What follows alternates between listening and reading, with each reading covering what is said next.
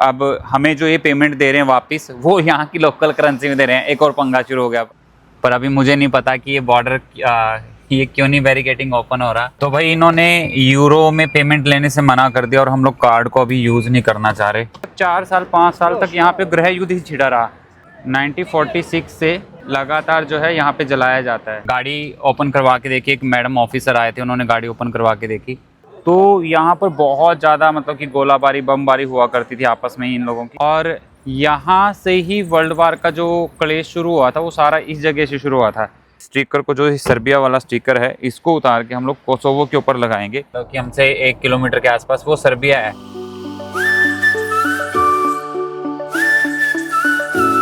जी राम राम जी सभी को। मनोहर मैप पे आप सबका स्वागत है। भाई हम लोग अपने अपार्टमेंट से अभी घूमने के लिए बाहर आए हैं। फ़िलहाल हम लोग जो है वो बोस्निया की कैपिटल में हैं और सड़क के ऊपर चल रहे हैं। इतनी सी पगडंडी है जो वॉकिंग्स पर्सन्स के लिए रखी हुई है इन्होंने कि भाई तुम राम भरोसे चलते रहो। और हम लोग अभी जा रहे हैं बस स्टॉप के लिए। हमें लेनी है बस जो हमें सिटी सेंटर लेके जाएगी। हम लोगों ने गाड़ी नहीं उठाई क्योंकि बहुत बड़ी प्रॉब्लम है। रात को ही समझ में आ गई थी कि पार्किंग को लेके भाई यहाँ पे बहुत बड़ी प्रॉब्लम रहती है। रात हमारी गाड़ी खड़ी करते करते बैंड बज गई। मतलब हमें उनकी लोकेशन नहीं समझ में आ रही थी, वो सही से समझा नहीं पा रहे थे। चलो कोई बात नहीं, अदरवाइज़ कुछ लोग कहेंगे कि ट्रांसलेटर यूज़ कर लिया करो। ट्रांसलेटर को चलाने के लिए भी अगले वाले को चलाना आना चाहिए, उसे पढ़ना आना चाहिए तो चल जाता है वो ना, मतलब वो बोल नहीं पाते उस केस में। तो अब यहाँ पे हम बोस्निया की कैपिटल में है भाई, घूमने जा रहे हैं। और टैप एंड पे का सिस्टम है यहाँ पे, कोई पास वास का सिस्टम नहीं है। और बस स्टॉप आगे नज़र आ रहा है, एक बस का निशान बना हुआ है। कैसा बस स्टॉप होता है वो मैं पहुँचने के बाद आपको दिखा देता हूँ। तो कैपिटल का नाम यार अजीब सा नाम है, एक बार दोबारा पढ़ूँगा फिर बताऊँगा, नहीं तो फिर आप लोग हंसोगे कि मैंने क्या पढ़ दिया। ये वाला बस स्टॉप है भाई, दीवार के साथ में खड़े हो जाओ। ये बस लिखी हुई है तो ये यहाँ बस आएगी। तो यहाँ से बस लेके हमें सिटी सेंटर की तरफ जाना है। ये उधर से सिटी सेंटर की तरफ से आ रही है, इसका स्टॉप आगे है, ये आगे रुकेगी। हम लोग यहाँ से बस लेंगे अपनी। तो भाई ये बस कह ले, ट्राम कह ले इसे, ये आ रही है, इसमें जाएंगे हम लोग ना। और पासा मॉस्क जो है वहाँ पे उतरना है हम लोगों को। और लगभग $1 के आसपास की टिकट है। टैप एंड पे का ऑप्शन रहेगा। हम लोग बस में बैठ चुके हैं अभी फ़िलहाल ना, और हम लोगों ने इन्हें यूरो ही दिए। यूरो में हमारी पेमेंट इन्होंने एक्सेप्ट कर दी और बदले में हमें लोकल करेंसी यहाँ की दे दी। और कितने लगे हम लोगों के, एक बार कैलकुलेट कर रहे हैं भाई, कैलकुलेट करके बता देते हैं आपको। बट ये है कि उन्होंने कार्ड से पेमेंट नहीं दी हम लोगों को, यूरो। चलो ये अच्छा रहा हमारे से कि यूरो में पेमेंट ले ली उन्होंने। और कुछ इस तरीके की है बस जो अंदर से दिखती है। और वो ड्राइवर उधर बैठा, उसी के पास से टिकट करते हैं। मतलब ड्राइवर कम कंडक्टर दोनों काम कर रहे हैं वो लोग। हमने कैलकुलेशन कर लिया, जोड़ तोड़ लगा के पता चला कि 1.15 यूरो के आसपास हम लोगों ने इनको पे किया। और लोकल करेंसी में जो टिकट के ऊपर छप के आया है वो 2.20 मार्का यहाँ का। तो वो मार्के के हिसाब से, और इन्होंने वापस जो हमें दिया है वो मार्का दिया है। हमने इन्हें यूरो में पे किया था, मार्का वो हमें वापस टाइम पे भी काम आ जाएगा। तो भाई ये बस के अंदर से व्यू आ रहा है, पुल के नीचे भी पूरी एक मार्केट सी बसी हुई है यहाँ पर। अभी हम लोग जो जा रहे हैं वो अलीपासा मॉस्क उतरेंगे जाके, उसके बाद से ही सारी जगहें जो हैं आसपास की उसके घूमने की वहीं पर हैं। रात शाम के समय पे यहाँ पे ठंड होती है, अभी दिन के समय तो गर्मी है हल्की हल्की। हम लोगों का जो पॉइंट है उतरने वाला वो आ चुका है। और यहाँ पे ये जो ग्रीन टैब है इसको दबाना पड़ता है अगर रात के समय पे आप अकेले ट्रैवल कर रहे हो। अदरवाइज़ अभी पॉसिबिलिटी क्या है कि ड्राइवर अपने आप से आगे से ही खोल देगा इसको। ये देखिए अपने आप से खुल गया। तो ये हमारा स्टॉप आ गया। और हम लोगों को इधर जाना है अलीपासा मॉस्क से। यहाँ से हमें अपनी जर्नी जो है वो यहाँ से शुरू करनी है। ये वाला पॉइंट है जहाँ पे मीनार से आपको नज़र आ रही है। और लगभग 3 किलोमीटर का डिस्टेंस था और मुश्किल से जाम वाम नहीं मिला हमें, मुश्किल से 8-10 मिनट लगे यहाँ तक आने के लिए। बोस्निया में आप जब भी सिटी सेंटर में आते हैं, या मतलब कि आप अपनी जर्नी जब शुरू करना चाहते हैं, तो ये अलीपासा मॉस्क है। यहाँ से आप अपनी जर्नी, क्योंकि टूवर्ड सारे पॉइंट जो रहेंगे वो यहीं इसी के आसपास रहेंगे। तो अभी जो है वो अंदर जो है वो नमाज़ पढ़ने का समय हो रखा है, लोग नमाज़ पढ़ने के लिए जा रहे हैं। तो हम लोग अभी आगे चलेंगे घूमने के लिए। अंदर से मॉस्क कैसी है, हम कोशिश करेंगे कि वापसी में यही रास्ता हम लोग ले सकें। वापसी में अंदर से जाके एक बार देख के आएंगे, क्योंकि अभी प्रेयर का समय है यहाँ पर। और भाई बोस्निया की जो मैं सिर्फ बोस्निया बोलूँगा यार, लंबा सा हो जाता है वो दूसरा नाम। तो यहाँ की जो टोटल पॉपुलेशन है ना 3.25 लाख के आसपास है भाई। और बोस्नियन लैंग्वेज का यहाँ पे यूज़ किया जाता है। ऑफिशियल 2-3 लैंग्वेज है, बोस्नियन भी यूज़ की जाती है, सर्बियन भी यूज़ की जाती है और क्रोशिया की लैंग्वेज भी यूज़ की जाती है, क्योंकि ये क्रोशिया को भी टच करता है। और पॉपुलेशन मुश्किल से 3.25 लाख के आसपास। पब्लिक ट्रांसपोर्ट काफ़ी एक्टिव है यहाँ का, क्योंकि हम लोगों को 5 मिनट भी नहीं खड़ा होना पड़ा था, बस आ गई रैंडमली। इसके अलावा यहाँ पर बसेस के अलावा सड़कों के ऊपर ऐसे ट्राम चलते हैं, और ये हैवी वाले हैं। नीचे आप देखेंगे तो इनमें ना, जैसे हमारे वहाँ पे ट्रेन के व्हील्स होते हैं, ये वो वाले प्रॉपर व्हील्स हैं इनके अंदर भी। तो इट मीन्स कि इन्होंने यूरोप के अकॉर्डिंग अपने आप को काफ़ी मेंटेन करने की कोशिश की है। इस कंट्री ने काफ़ी सारी वार्स को झेला है, पुराने समय में भी और रिसेंट के अंदर भी। तो जिसकी वजह से यहाँ पर काफ़ी सारी जो विजिटिंग प्लेस रहेंगे वो वार से रिलेटेड रहेंगे। अली पाशा मॉस्क से आने के बाद हम लोग अभी जहाँ पे आए हैं, ये कोई मॉल टाइप की जगह है, मतलब बाहर से ऐसा कुछ दिख रहा है। और इसके बाहर ऐसी दोनों तरफ जो है वो शॉप लगी हुई हैं। मेरे लेफ़्ट साइड में जो है वो शॉप जो है वो बुक्स की नज़र आ रही हैं, और इस तरफ जो है वो कॉस्मेटिक, और यहाँ पे हनी अलग अलग वैरायटी के बनाए जाते हैं। शहद जो है वो अलग अलग वैरायटी की बनाई जाती है। और ये रोज़मर्रा की फ़ीमेल्स की ज़रूरत की चीज़ें देखें आप, हनी आपको बहुत दिखेगा यहाँ पे, अलग अलग उसका दिखेगा, मतलब कि कोई पीच का होगा, कोई फ्लावर से रिलेटेड होगा। बोस्निया जो है वो 1990 में दुनिया के नक्शे पे जो है आप ये कह सकते हैं कि आना शुरू हुआ था। उस समय ये यूगोस्लाविया से अलग हो रहा था भाई। और यहाँ पर आप ये कह सकते हैं कि लगभग 4 से 5 साल तक अपना खुद का ही इनका एक गृह युद्ध छिड़ा रहा था, क्योंकि यहाँ पर 2-3 जो कम्युनिटीज़ थी वो ज़्यादा रहती थी, जैसे जिसमें कि सर्बियन लोग भी थे, क्रोशियन लोग भी थे। तो ये चाहते थे कि ये एक अलग से कंट्री ना बन के, कुछ चाहते थे कि सर्बिया का हिस्सा रहे, कुछ चाहते थे कि ये दूसरी कंट्री का क्रोशिया का हिस्सा रहे। तो जिसकी वजह से एक लंबा टाइम तक 4 साल 5 साल तक यहाँ पे गृह युद्ध ही छिड़ा रहा। अभी मैं जिस जगह पे खड़ा हूँ, ये जगह वेजिका वात्रा के नाम से यहाँ पे जानी जाती है। आप ये कह सकते हैं कि ये यहाँ का एक तरीके का शहीद स्मारक है। और नाजीवाद से अलग होने के बाद जो है इसको इन्होंने यहाँ पे बनाया था। 1946 से इसे शहीदों की याद में लगातार जो है यहाँ पे जलाया जाता है, ये लगातार जलती रहती है। बाकी यूरोपियन देशों की तरह यहाँ पर भी जो है वो दोनों तरफ आपको कैफ़े हाउस जो है वो ईज़िली देखने को मिल जाएंगे। और हम लोग क्योंकि अप्रॉक्सीमेटली आफ्टरनून में है यहाँ पर, तो अभी इन जगहों पे अभी रश होना शुरू नहीं हुआ, पर जैसे जैसे शाम बढ़ेगी वैसे वैसे रश होना यहाँ पर शुरू हो जाएगा। पर ये एक तरीके की वॉकिंग स्ट्रीट है, इस पर आपको काफ़ी ज़्यादा रश तो अभी दिखाई देगा, और शाम को तो और ज़्यादा रश हो जाएगा। और भाई ये अलग अलग तरीके के शेक जो हैं यहाँ पे सड़क के ऊपर, जैसे हमारे वहाँ पे फ्रूटीज़ फैंटा रखी होती है, तो ये इसी तरीके से यहाँ पे लगा रखे हैं इन्होंने। और हम गरीबों का ब्रांड आ गया भाई ना, हमारे गुच्ची वगैरह वगैरह वाले तो हमारे बस के है नहीं है, तो हमारा ब्रांड आ गया।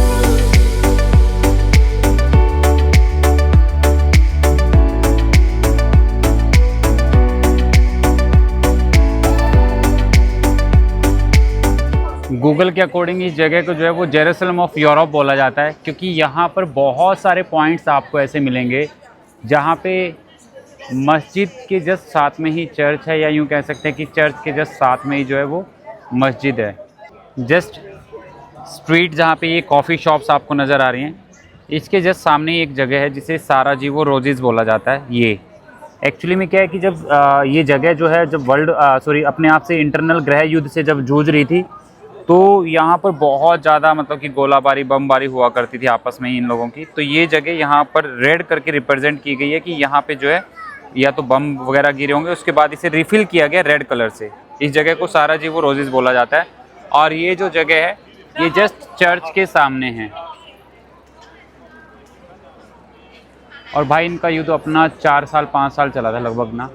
और साराजीवो रोजेस से रिलेटेड और ये पॉइंट्स हैं, देखिए आप ना, ये जो रेड कर रखे हैं ये रिप्रेजेंट करने के लिए कर रखे हैं, केयर्स नहीं की हुई। देखो यहाँ पे साइकिल भी खड़े हुए हैं, वैसे तो यहाँ लाइटिंग लगा रखी है चर्च के पर्पज़ से, बट ये जो पॉइंट्स हैं ये उसी जगह को रिप्रेजेंट करने के लिए कि यहाँ पे बम वगैरह जब आपस में युद्ध था यहाँ पे, उस समय के पॉइंट्स हैं ये। और ये सारी चीज़ें जो है ना सराउंडिंग में कनेक्टेड ही हैं। हम लोग जैसे अभी वॉक करते करते आए तो ये यहाँ का ओल्ड बाज़ार है। बाज़ार बेशक ओल्ड हो, स्ट्रक्चर बेशक ओल्ड हो, चीज़ें आपको नहीं मिलेंगी यहाँ पर सारी। नए नए बैग मिलेंगे आपको, नए नए चश्मे मिलेंगे आपको, मफलर्स मिलेंगे। मतलब बाज़ार का स्ट्रक्चर जो है वो ओल्ड है, बट मटेरियल जो है वो सब नए हैं। काफ़ी आगे तक है, काफ़ी बड़ा है ये। और एक ही जैसी सी सिमिलर सी शॉप्स हैं, रिपीटेड हैं, चाहे वो मफलर्स को लेके हों, लेडीज़ पर्स वगैरह को लेके हों। ओल्ड बाज़ार में ही ना हम चलते चलते एक शॉप के ऊपर आए। वैसे तो टूर एंड ट्रैवल की शॉप है, पर मेरे को ना यहाँ पे ये येलो पेपर देख के यूँ लगा मैं एक कार्नेट भी इशू करवाते हैं क्या, पर ये इनके शायद टूर से रिलेटेड डॉक्यूमेंट है, कुछ ऑफ़र वॉफर करके अलग अलग कंट्रीज़ के। आप में से बहुत सारे लोग ना 40+ एज के होंगे जो इस व्लॉग को देख रहे होंगे। और यार हम लोगों की ना जान खा रखी थी वर्ल्ड वार 1 वर्ल्ड वार 2 ने। बड़ा कन्फ्यूज़न रहता था वर्ल्ड वार 1 वर्ल्ड वार 2 को लेके।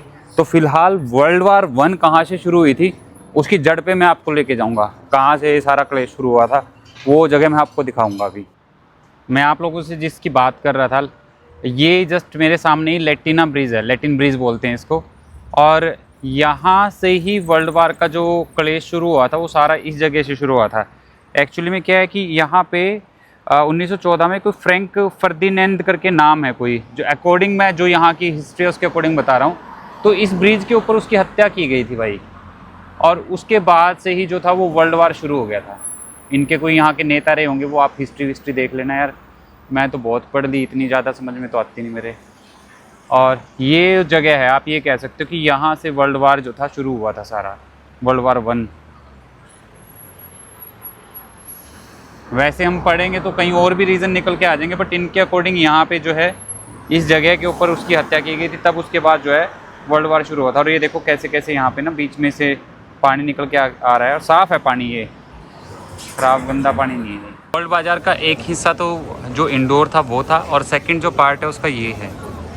आप देखेंगे कि यहाँ के स्ट्रक्चर्स वगैरह सारे आपको पुराने पुराने नज़र आएंगे, और कई कई 100 साल पुरानी इमारतें हैं यहाँ पर, और बीच में जो है वो नई बिल्डअप की हुई भी इमारतें हैं यहाँ पर। वर्ल्ड बाज़ार में ही हम एक सोवेनियर की शॉप पे रुके हैं। इनके पास कई सारी चीज़ें हैं, मतलब कि जो यहाँ की सोवेनियर से रिलेटेड हैं, चाहे वो लाइटर हो, चाहे वो की चेन वगैरह हो, कप वगैरह, कप प्लेट वगैरह ऐसे। और हम लोगों ने जो है वो ये वाला जो है फ़ाइनल किया है, ये वाला। और ये हम लोगों को जो है कॉस्ट करा 2.5 यूरो का एक, लोकल करेंसी में 5 था, 2.5 यूरो का हमें कॉस्ट किया है।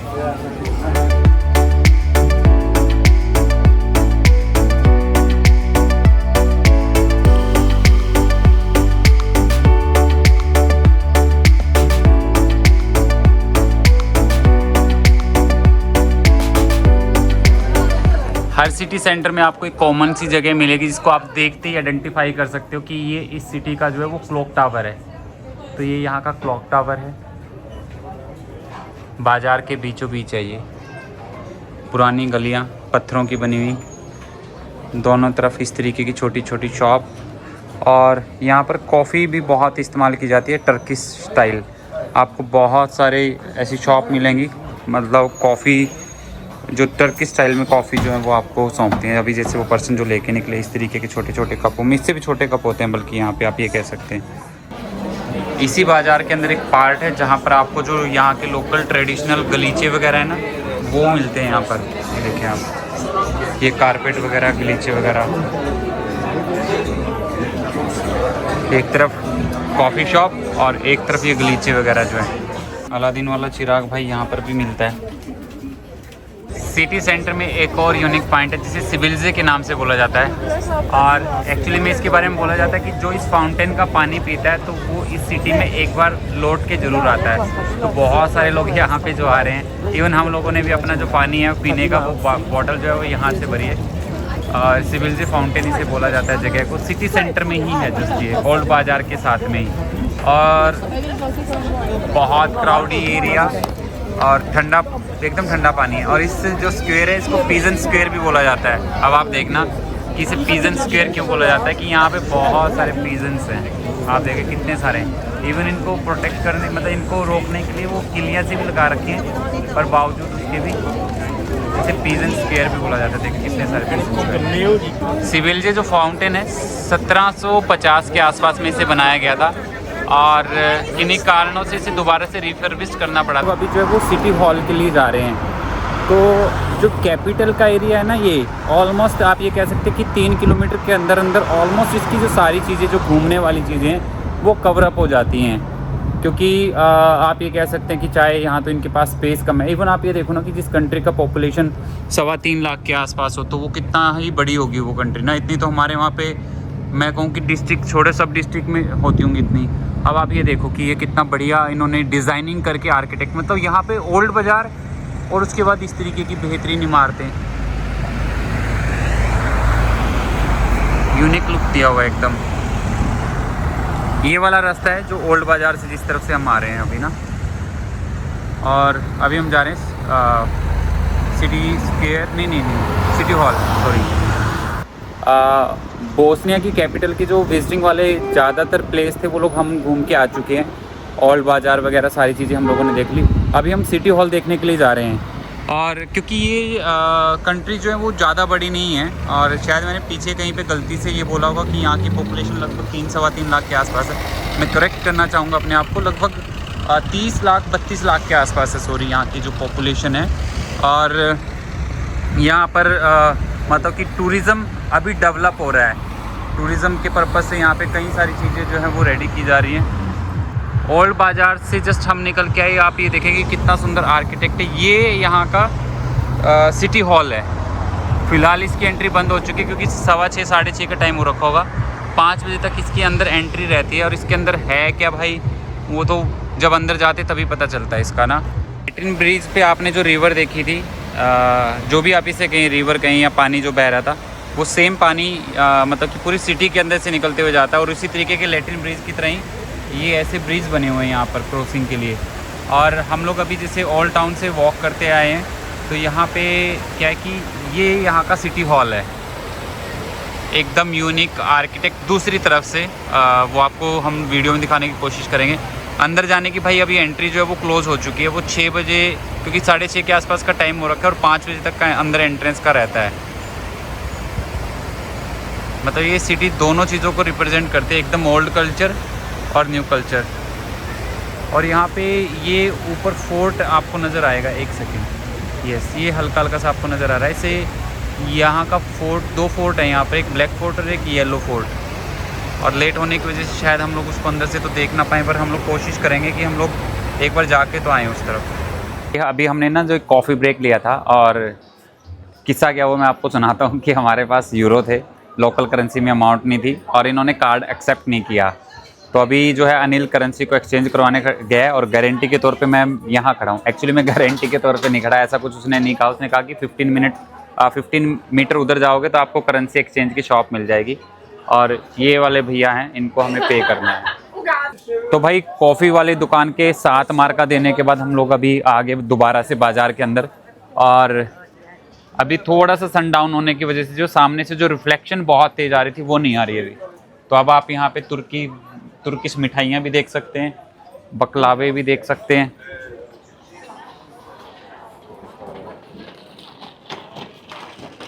हम लोगों ने जो अभी कॉफ़ी ट्राई की वो जर्नली आप ये कह सकते हैं कि जस्ट, क्योंकि यार हम लोगों का ना टेस्ट क्या होता है इंडियंस का, मैं आपको बताता हूँ कि हमें चाहिए भाई दूध डाल लो कॉफ़ी के अंदर, दूध डाल के दो और मीठा ठूस के दो उसके अंदर। तो जस्ट हम लोग यूँ कहें कि सिर्फ एक व्यू पर्पज़ से, या फिर वो एक ट्रेडिशनल लुक वाली शॉप थी, इसकी वजह से हम लोग जो वहाँ पे रुके थे, बैठे थे। और अदरवाइज़ यार हम लोगों को उस तरीके का टेस्ट डेवलप नहीं होता जो यहाँ पे लोग जो है एकदम ही ब्लैक कॉफ़ी, तेज़ वाली, उस तरीके की कॉफ़ी इनटेक करते हैं। और मैंने मेरी लाइफ में ना पहली बार मतलब ऐसे मॉस्क देखे हैं, मतलब कि ये मे बी यहाँ के ट्रेंड के अकॉर्डिंग हो। इंडिया में जो मॉस्क है वहाँ पे ना फीमेल्स को अंदर प्रेयर के लिए जाना अलाउड नहीं होता, पर यहाँ पे ये फीमेल का पोर्शन है और उस तरफ जो वो मेल का पोर्शन है। वो शहर, या फिर आप यूँ कहें कि ये वो देश है जिसने बहुत सारी इंटरनल और आउटर वार्स को झेला है, और उसके निशान यहाँ पर आज भी सड़कों के ऊपर बने हुए हैं। हमने पहले भी आपको शेयर किया था, और ये इनको फिल किया गया है यहाँ पे कलर देके, कि ताकि याद रहता रहे यहाँ के लोगों को कि हम लोगों ने बहुत सारी वॉर झेलने के बाद इस कंट्री को बनाया था। अभी हम लोग एक आइसक्रीम की शॉप पे रुके हैं और अपना आइसक्रीम जो है हमने ये वाली फ़ाइनल की है। सुम्सको सा नाम है इसका। भाई जब शहर से आपको गुजरना हो तो इन आइसक्रीम की दुकानों से बच के रहो, ये बहुत अट्रैक्ट करेंगे आपको अगर आप आइसक्रीम लवर हैं तो। हम लोग बिल्कुल भी इस तरह देखना नहीं चाहते थे पर ज़बरदस्ती आइसक्रीम हमारे हाथ में आ गई, बताओ। ये यहाँ पे सिनेप्लेक्स है और इसके जस्ट सामने इधर जो है ये ट्विस्ट टावर है भाई, जो कि यहाँ का काफ़ी पॉपुलर, मतलब कि जो भी आप सर्च करेंगे ना यहाँ पे कि क्या चीज़ें घूमने के लिए जाए जा सकते हैं तो ये यहाँ पर ट्विस्ट टावर है जो घूमने के लिए लोग जाते हैं, ऊपर जाते हैं, ऊपर से पूरे सिटी का 360 व्यू आता है यहाँ से जाने के बाद। ये इतनी बड़ी जो स्क्रीन फ्लैश कर रही है भाई, ये है सिटी सेंटर मॉल यहाँ का ना, और बहुत ज़्यादा बड़ी LED लगी हुई है जिसकी वजह से मतलब कि मेरा कैमरा भी इसको कैच नहीं कर पा रहा। ये सिटी सेंटर मॉल है यहाँ का। मॉल में एंटर करते ही यहाँ पे जो है दे रखा है, मॉल का मैप दे रखा है कि कहाँ पे क्या क्या चीज़ें हैं, फूड कोर्ट कौन से पे, accessories, health and beauty for kids. तो हम लोग अभी एंटर कर गए मॉल में।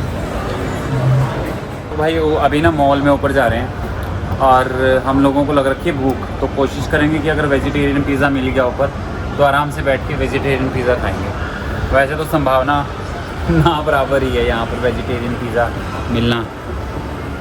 और भाई फूड कोर्ट की शुरुआत में ही बस एक ही दुकान है यहाँ पर, कॉफ़ी एंड वाइन शॉप। कुछ चीज़ें तो यहाँ सस्ती हैं और कुछ चीज़ें देखो महंगी है। ये एक ना जैकेट है जीन्स वाले उसकी स्टफ़ की डेनिम में, और सिर्फ इंडियन करेंसी में 1000 रुपये के आसपास की है। और है क्या, देखो मेड इन बांग्लादेश। काफ़ी सारे कपड़े हैं जो यहाँ पे मेड इन बांग्लादेश हैं। आपको देखो ये न्यूयॉर्क जो ब्रांड है ये, आई थिंक ये made in Bangladesh he use करता है ज़्यादातर। भाई सिटी सेंटर में जितना हम लोग घूम सकते थे ना वॉकिंग करते हुए, उतना घूमने के बाद हम लोग वापस आ गए हैं और अपने अपार्टमेंट में पहुंच चुके हैं हम लोग। और ये वाला हाईवे है भाई, आपने देखा था दिन में भी हम लोग यहीं से गए थे। और गाड़ी जो है वो अपनी यहाँ पे पार्क है, साइड में है, मतलब प्रॉपर पार्किंग है इनकी ये ना, जिनके अपार्टमेंट है। और ये सामने जो ऊपर कॉर्नर पे लगा हुआ है ये CCTV है, जिससे ये मतलब कि निगरानी रखते हैं इसके ऊपर। और ऊपर वाली बिल्डिंग में है अपना अपार्टमेंट, मतलब जिसमें हम रह रहे हैं ये वाली बिल्डिंग में है अपार्टमेंट जो है हमारा। The next day. फिलहाल हम लोग गाड़ी में अपनी बैठ चुके हैं, सीट की पेटियां हम लोगों ने कस ली है, अपार्टमेंट चेकआउट कर दिया और नेविगेटर हमने अपना लगा लिया है। नेविगेटर लग चुका है हमारा अगली कंट्री का, जो कि रहने वाली है सर्बिया। हम लोग आज बोस्निया को बाय बाय बोल के सर्बिया में एंटर कर जाएंगे। और ये वहाँ की कैपिटल की लोकेशन जो हमने डाली है, लगभग 4.5 से 5 घंटे का डिस्टेंस जो रहेगा। इसमें अभी जो बॉर्डर क्लियरेंस के अंदर टाइम लगने वाला है वो मेंशन नहीं है, वो देखेंगे कितना जो टाइम है उसके अंदर लगेगा। तो निकलते हैं यहाँ से फटाफट।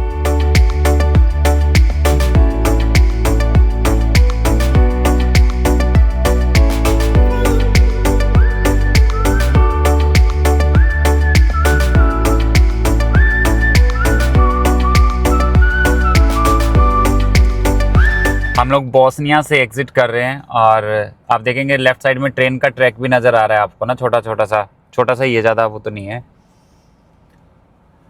और होप सो हम लोग, क्योंकि अभी भी मैप के अकॉर्डिंग हम सिटी के अंदर ही हैं कहीं ना कहीं पे, देखते हैं कितनी देर तक सिटी से एग्ज़िट होंगे। लगभग आधा घंटा हो चुका हमें रास्ते के ऊपर निकले हुए। गाड़ी अभी हमने साइड में खड़ी की है और एक इम्पॉर्टेंट चीज़ के लिए की है गाड़ी खड़ी हमने साइड में। कारण क्या है कि जैसे आपने देखा कि हमारी गाड़ी के साथ कोसोवो में किस तरीके से वहाँ के लोगों ने, जो भी था पर्सन जिसने डैमेज किया, और वो डैमेज किया था सर्बिया के ऊपर। तो अब हम इस स्टिकर को, जो सर्बिया वाला स्टिकर है, इसको उतार के हम लोग कोसोवो के ऊपर लगाएंगे, क्योंकि सर्बिया जो है अभी भी कोसोवो को अपना पार्ट मानता है। और तो इसलिए हम जो है अपना ये स्टिकर उतार के जो है इसका सर्बिया वाला, वो अपने कोसोवो वाले उसके ऊपर जो हमने वहाँ का लगा रखा है मोनूमेंट्स, उसके ऊपर लगाएंगे। तो भाई पहले ये काम करते हैं और फिर आगे की तरफ बढ़ेंगे हम लोग बॉर्डर की तरफ। तो भाई ये चिपका दिया हमने। अब इससे क्या है कि वो कोसोवो विजिबल नहीं होगा अदरवाइज़, क्योंकि जिस तरीके से हेट कोसोवो के लोगों को थी, उस तरीके से मे भी सर्बिया के लोगों को भी कोसोवो के इस जो भी नाम है यहाँ, इसको लेके प्रॉब्लम हो सकती है। इसलिए हमने स्टिकर जो है उसके ऊपर लगा दी। और मैं आपको जो है एक बार यहाँ का व्यू दिखा देता हूँ चारों तरफ का। बहुत ही बढ़िया वाली ग्रीनरी है यार चारों तरफ। और ये वो सेम सा हिली रास्ता रहेगा जिस तरीके के रास्ते से हमने बोस्निया के अंदर एंटर किया था मॉन्टेनिग्रो से, और नेविगेटर के अकॉर्डिंग हमें अपनी अगली कंट्री की कैपिटल तक पहुंचने में 3 घंटे 45 मिनट लगेंगे। तो निकलते हैं भाई यहाँ से अभी। सर्बिया जाते समय पहाड़ों के बीच में बड़े सुंदर सुंदर गांव आ रहे हैं। आप देखोगे कि बहुत ही यूनिक अलग सी कलर थीम दी हुई है। हमारे लेफ्ट साइड में कुछ घर अभी गए पीछे से, अलग तरीके से एक ऐसा कॉम्बिनेशन दे रखा है कि आइज़ को पूरा अट्रैक्ट करते हैं।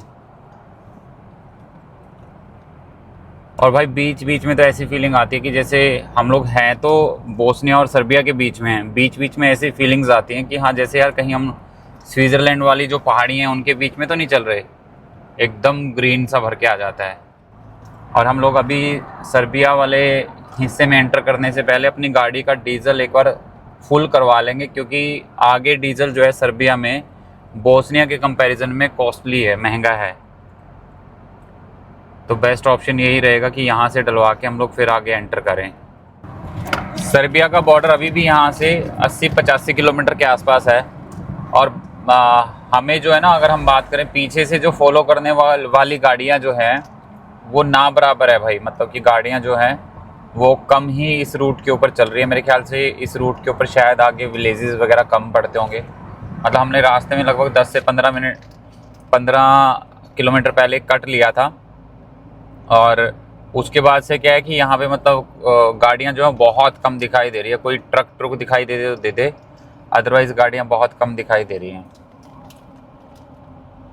क्योंकि शायद से यहाँ पे ज़्यादातर लोग जो होंगे वो शायद बाय एयर जाना पसंद करते होंगे, क्योंकि ये सारा रास्ता जो है वो हिली एरिया है, सारा पहाड़ी रास्ता है सारा ये।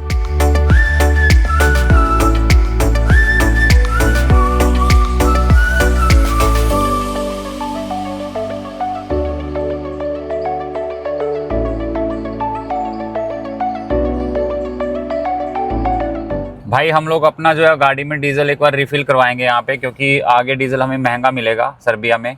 तो एक बार साइड में गाड़ी खड़ी कर ली है मैंने। एक बार इससे यहाँ पे जो है वो ये भी पूछ लेंगे कि यूरो किस रेट में लेंगे ये। तो भाई इन्होंने यूरो में पेमेंट लेने से मना कर दिया और हम लोग कार्ड को अभी यूज़ नहीं करना चाह रहे। तो आगे इस पर्सन ने बताया कि ये जो पर्सन गाड़ी वाला जा रहा है, इसने बताया कि 23 किलोमीटर जो है वो आगे, थैंक यू, आगे 23 किलोमीटर है दूसरा पेट्रोल पंप, हम उस पर ट्राई कर सकते हैं। अगर कार्ड चल गया ठीक है, सॉरी अगर यूरो चल गया ठीक है, अदरवाइज़ फिर हम लोग अपना कार्ड से पेमेंट कर लेंगे वहाँ पे अपनी। क्योंकि उससे क्या है कि हम बॉर्डर के थोड़ा सा और नज़दीक लग जाएंगे तो रिफ़िल एक ही जगह हो जाएगा फिर। डीजल तो भाई डीजल हमने फुल करवाने के लिए बोल दिया यहाँ पर। और अच्छी चीज़ क्या होगी कि ये हमसे पेमेंट जो है वो यूरो में ले रहे हैं और 2.32 है। मतलब कि जहाँ पहले सिटी सेंटर के अंदर था उससे थोड़ा बहुत 7 सेंट के आसपास जो है वो कम है पेमेंट यहाँ पे। इतना सा मुझे आइडिया लग रहा है। बाकी अच्छी चीज़ क्या है कि ये यूरो में ले रहे हैं। अपना टैंक फुल करवाते हैं ताकि आगे जाके जो है फिर सर्बिया में इतनी दिक्कत ना आए, महंगा है वहाँ पे तेल। तो इन्होंने हमसे यूरो में पेमेंट ले ली भाई। हमारी 31 यूरो लगे हमारे, और जिसमें अब हमें जो ये पेमेंट दे रहे हैं वापस वो यहाँ की लोकल करेंसी में दे रहे हैं। एक और पंगा शुरू हो गया। अब क्या रहेगा कि यूँ रहेगा कि आगे कोई और पंप मिल जाए जिसमें अगर कुछ और डीजल डलता हो तो डलवा लें हम लोग। तो ये यहाँ की करेंसी के अंदर जो बैठ रहा था मार्का में 61 मार्का बैठ रहा था। और अब हमने इन्हें 31 यूरो दिए। बाकी का जो 9 यूरो है वो क्रैक करके हमें मार्का के अंदर देंगे। मतलब कि 9 यूरो मार्का ऐसा चेंज करके शायद 18 यहाँ के मार्का की लगभग पेमेंट आएगी हमारे पास। तो ये कुछ ऐसा पेट्रोल पंप है भाई। डीजल हम लोगों ने यार अपना जितना डल सकता था टैंक में उतना डलवा लिया, बट बावजूद उसके भी ना उसने पूरा नहीं डाला। और कोशिश करता तो 4-1 लीटर के आसपास हमें आइडिया की और आ जाता। और एक कॉफ़ी उठा ली हमने, अभी रास्तों को एंजॉय करेंगे। और ये कॉफ़ी ये इसलिए पिक कर ली हमने क्योंकि भाई इनके पास से हमें जो मिल रहे थे मार्का वो आगे जाके हमें काम नहीं आने वाले थे। इसलिए अब कॉफ़ी को एंजॉय करेंगे, रास्तों को एंजॉय करेंगे। और डीजल यहाँ पे डलवा लिया क्योंकि सस्ता पड़ रहा था। हम लोगों को अभी यहाँ से लेफ़्ट टर्न लेना है भाई, और वेट करें। आगे काफ़ी सारी गाड़ी हैं हमारे और ये हाईवे चल रहा है। कोई सिग्नल वाला सीन नहीं है यहाँ पे कि हाँ हम लोगों को सिग्नल होगा तो हम लोग फिर जो है लेफ़्ट टर्न लेंगे। लोग मेरे ख्याल से अपने हिसाब से ही बस राइट और लेफ़्ट, मतलब कि जो स्पेस दे रहा है उस हिसाब से लोग मुड़ रहे हैं। और काफ़ी घुमावदार रहा रास्ता, ये जो रास्ता लेके हम लोग यहाँ तक पहुँचे ना पूरा घुमावदार रहा। अब एक एक करके गाड़ी एग्ज़िट होनी शुरू हुई है। ये आप देख लें कि हाँ कैसे कैसे गांव है भाई ना, बॉर्डर के पास कहीं कहीं पे घर बने हुए हैं। और हमारी राइट साइड में जो एरिया है मतलब कि हमसे 1 किलोमीटर के आसपास वो सर्बिया है, पर जिस बॉर्डर पे हमें जाना है अभी वो 10 से 12 किलोमीटर कम से कम है यहाँ से अभी। और ये बोस्निया साइड में गांव हैं, जिन गांवों के बीच से हम निकल के जा रहे हैं। इधर बर्फ़ वगैरह ज़्यादा पड़ती होगी, लोगों ने ना घरों के बाहर लकड़ियाँ भी रखी हुई हैं ठीक ठाक सी। यहाँ पे देखो खूब सारी लकड़ियाँ रखी हुई हैं लोगों ने, और जो घरों की शेप बना रखी है उससे आइडिया लग जाता है कि हाँ भाई यहाँ पे बर्फ़ ठीक ठाक पड़ती है। इंडिया से लंदन की इस रोड सीरीज़ के अंदर एक और अमेजिंग मोमेंट हमारे सामने, ये जो ब्रिज आपको नज़र आ रहा है ये जोड़ता है बोस्निया को और सर्बिया को। एक पुलिस ऑफिसर खड़े हैं, पता नहीं अपनी गाड़ी की फ़ोटो खींच रहा है भाई पीछे से ना। तो भाई अब हम लोग जो राइट टर्न यहाँ से लेंगे तो हम मूव कर जाएंगे यहाँ से। अभी यहाँ से हम बाय बाय बोलेंगे बोस्निया एंड हर्जोविनिया को, और हम एंटर कर जाएंगे। ये राइट साइड में जो लिखा आ रहा है लोजनिका, तो हम लोग सर्बिया के लिए एंटर कर जाएंगे। तो मूव करते हैं भाई, अगली कंट्री हमारी सर्बिया के लिए। और यहाँ से देखो आप ना, लोग पैदल भी जा रहे हैं ये भी है, ऐसे भी बॉर्डर क्रॉसिंग हो रही है। इनसे ये कहाँ अपने डॉक्यूमेंट चेक करवाएंगे मेरे को भी आइडिया नहीं है।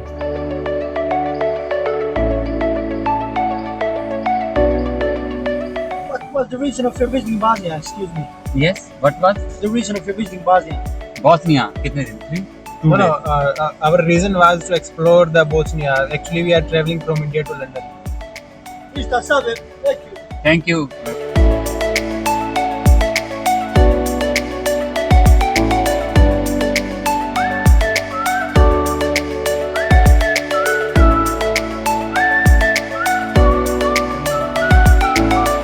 तो भाई अभी हमारा इमिग्रेशन और कस्टम स्टेटस दोनों क्लियर हो चुके हैं। गाड़ी ओपन करवा के देखी, एक मैडम ऑफिसर आए थे, उन्होंने गाड़ी ओपन करवा के देखी। और अब हम वेट कर रहे हैं कि ये बैरिकेटिंग ओपन हो और हम लोग अपनी एक नई कंट्री, जो कि हमारी 28th कंट्री रहने वाली है इस ट्रिप की, उसकी हम अनाउंसमेंट कर सकें, आप लोगों के साथ शेयर कर सकें उसकी खुशी। पर अभी मुझे नहीं पता कि ये बॉर्डर ये क्यों नहीं बैरिकेटिंग ओपन हो रहा। यस, ओपन हो गया भाई। फाइनली हम लोग एंटर कर चुके हैं सर्बिया में, और वेलकम टू सर्बिया हो गया अपना अभी। तो हम लोग अभी यहाँ पे एक फ़ोटो क्लिक करवाएंगे और उसके बाद फिर जो है वो आगे बढ़ जाएंगे अपनी डेस्टिनेशन की तरफ, जहाँ पे भी हमें जाना है। हम लोग अपनी 28वीं कंट्री जो कि सर्बिया है, सर्बिया में हम लोग अभी एंटर कर चुके हैं। और पीछे जो है वो हमारा इमिग्रेशन एंड कस्टम क्लियरेंस हुआ, पीछे जो आपको बॉर्डर नज़र आ रहा है।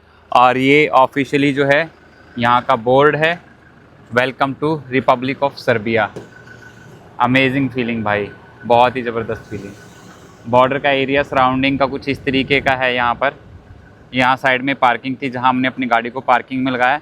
ये पीछे जो है आपको बोर्ड नज़र आ रहा है, जहाँ से हम लोग अभी अपना इमिग्रेशन एंड कस्टम क्लियरेंस करके यहाँ पर आए हैं। तो दौड़ पड़ी अपनी हाइलेक्स भाई, एक नई कंट्री में नई सड़कों के ऊपर। और हम लोग अभी फ़िलहाल जो है वो सर्बिया में हैं।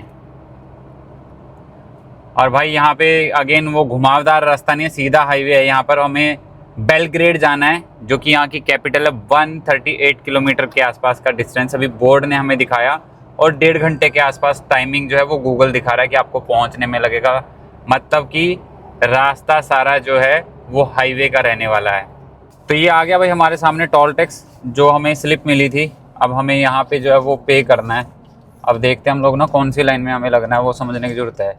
तो भाई ये दोनों लाइनें जो वो 3-4 कई सारी लाइन है यार ये तो ना। तो यहाँ पे हम लगाते हैं गाड़ी अपनी इस लाइन में, और टैप एंड पे का ऑप्शन रखेंगे कि टैप एंड पे वाला ऑप्शन हो जाए तो अच्छा है, नहीं तो यूरो वगैरह देखेंगे क्या लेंगे। ये लोकल करेंसी तो हमारे पास है नहीं। पार्किंग पास, बोर्डिंग, क्या लिखा हुआ है इनके ऊपर।